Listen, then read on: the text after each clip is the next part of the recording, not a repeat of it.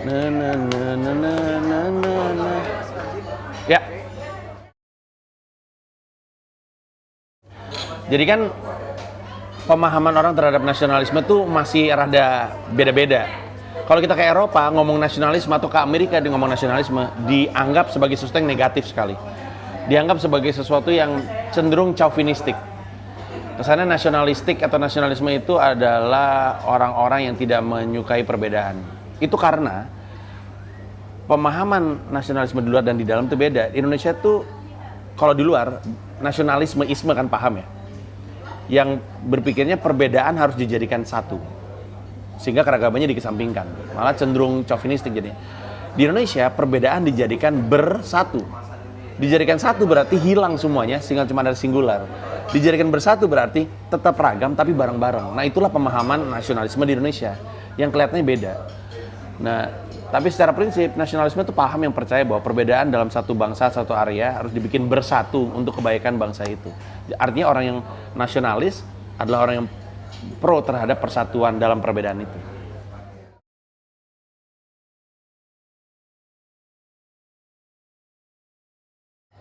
Sebenarnya kurang tepat kalau dibilang sekarang. Sensitivitas lebih ekstrim gitu.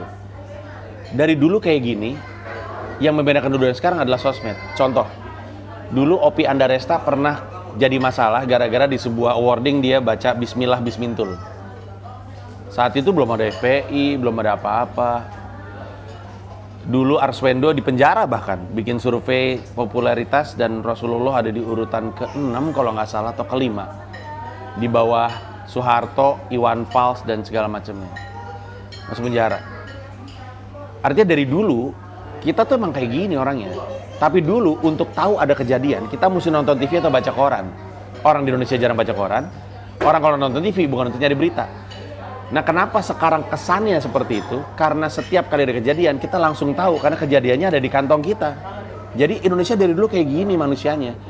Perbedaan kita ini membuat kita mudah tersinggung, terusik dari dulu, nggak pernah berubah.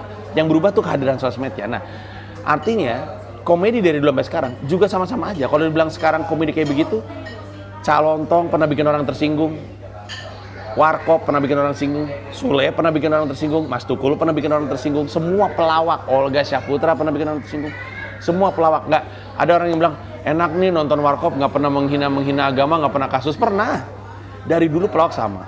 Nah, bagaimana terus kemudian stand up comedy harus dipresentasikan? Stand up comedy itu tidak harus dipikirkan bagaimana bentuk representasinya. Stand up comedy berkesenian aja kayak musik, kayak tarian. Kan kita nggak pernah nanya, musik itu harusnya kayak gimana sih? Musik mah tuh bebas gitu. Mau dibikin serius bisa, mau dibikin bercanda bisa. Mau dibikin ada orang bikin lagu hilang, efek rumah kaca, boleh. Mau bikin lagu lupa lagi syairnya boleh juga. Stand up comedy juga kayak gitu. Yang harus dikelola bukan komedinya tapi cara orang menunjukkan ketersinggungannya.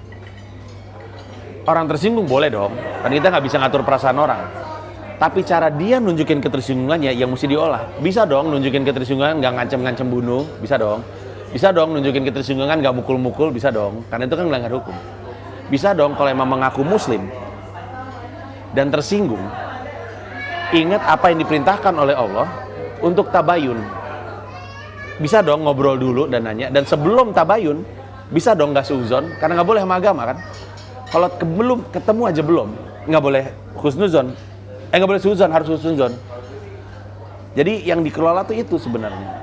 Stand up comedy mah bebas untuk ngomongin apa. Tidak ada satupun stand up comedy yang salah ngomongnya. Saya berani berdebat, nggak ada.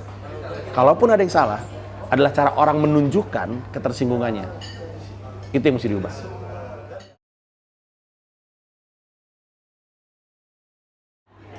Biasa aja, sudah ada dari dulu. Dulu di Jogja ada komedian namanya Basio. Udah nggak ada sekarang. Basio itu ngomongin soal kemiskinan. Karena dia datang dari orang miskin juga. Dan kalau didengerin baik-baik, itu dark banget itu ngomongin soal kemiskinan yang nyata gitu. Dan dark comedy kan ada bukan karena baru dibikin sekarang, udah ada dari dulu. Dan biasa aja, kebetulan saya suka komedi berbagai macam jenis gitu. Dan seperti lagu, lagu pun ada efek rumah kaca, ada Vidi Aldiano gitu. Jadi ya biasa-biasa aja, wajar-wajar aja. Bukan hal yang baru, tapi kayaknya baru diketahui sama remaja. Biasanya yang lagi seneng-seneng dark comedy itu yang kecil-kecil. Yang lagi seneng-seneng, yang udah gede-gede mah udah tahu dari dulu.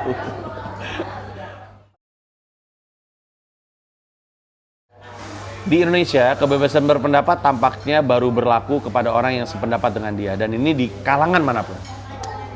Kalau ada orang, saya pernah agak berdebat sama teman di Instagram. Saya bilang, saya sih nggak pernah ngeblok orang di sosmed. Kecuali kalau akun-akun jualan Instagram tuh, saya blok apa-apa. Tapi kalau orang, saya nggak pernah blok. Terus teman saya bilang, emang kenapa kalau diblok? Kalau misalnya dia brengsek, diblok aja. Ya nggak apa-apa sih, cuman kalau setiap kali pendapat yang nggak sama-sama kita blok, kita akan hidup kayak di echo chamber gitu, yang kita dengar hanya pantulan kita sendiri, dan itu tidak real, tidak nyata. Kenyataannya adalah emang banyak hidup di dunia ini banyak orang yang berbeda pendapat. Kalau misalkan kita hanya desain lingkungan kita hanya sama orang-orang yang satu suara dan satu pendapat sama kita, ketika di dunia nyata kagok dan bingung bagaimana harus bersikap ketika ketemu orang yang beda pendapat dan cenderung tersinggung, cenderung gampang panas. Realitasnya adalah di Indonesia ini banyak orang yang nggak sependapat. Nah, permasalahannya di Indonesia, kalau ada orang sependapat sama kita dan dia dipersekusi, kita bela, "Oi, kebebasan berpendapat dong." Tapi ntar giliran ada orang yang nggak sependapat sama kita dan dipersekusi, malah ikutan nggak persekusi. Padahal setolol-tololnya omongan, sesalah-salahnya omongan, tetap hak dia untuk ngomong dan kewajiban kita untuk ngebela hak berpendapat itu.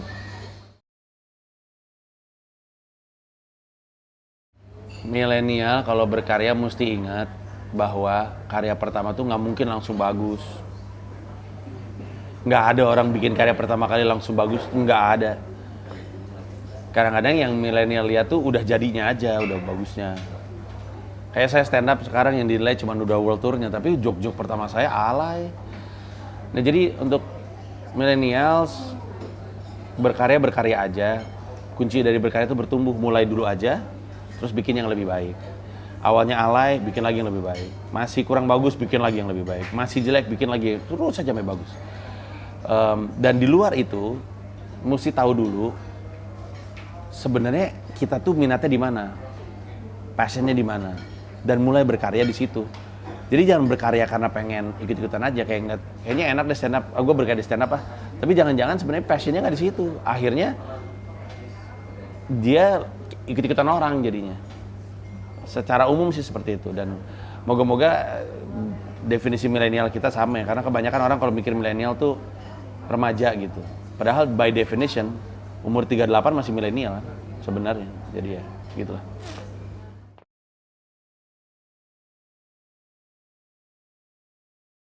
Sekarang usia berapa sih? 73? 100 tahun lagi ya? Prediksi saya udah lebih banyak unicorn itu startup yang akhirnya nembus valuasi tinggi. Makin banyak dari Indonesia dan penetrasinya udah ke internasional. Kayak saat ini Tokopedia, Bukalapak, Traveloka kan masih mungkin lebih banyak dipakai di kita, tapi saya prediksi di usia 100 lebih banyak yang sampai internasional, karya-karya kita nembus dunia. Tapi bahkan di usianya yang ke 100, orang Indonesia masih gagap persatuan, masih bingung persatuan itu mesti gimana gitu. Prediksi saya sih seperti itu.